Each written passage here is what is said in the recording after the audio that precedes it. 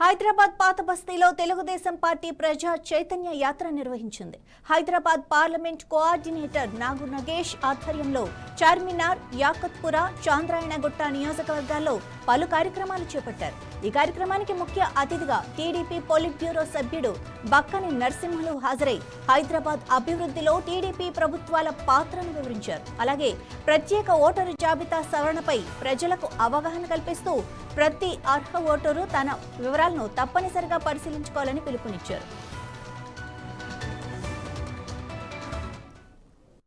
పార్లమెంట్లో హరిబౌలి సమీపంలో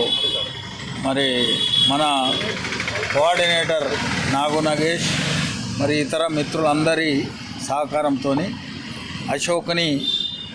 ధర్మచక్రానికి సంబంధించిన స్తంభం దగ్గర, పిల్లర్ దగ్గర ఈ పవిత్రమైనటువంటి బడుగు బలహీన వర్గాల సముద్రణ కొరకు పెద్దలు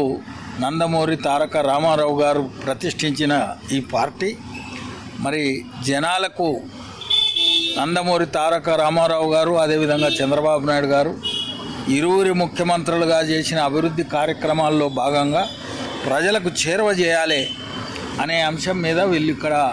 పతాక ఆవిష్కరణ కార్యక్రమం చేపట్టడం జరిగింది. మా తెలుగుదేశం పార్టీన ఈరోజు చార్మినార్ నియోజకవర్గంలోని మన హరిబౌలి చౌరస్తా దగ్గర హరిబౌలి డివిజన్లో పతాకావిష్కరణ కార్యక్రమానికి ముఖ్య అతిథిగా వచ్చిన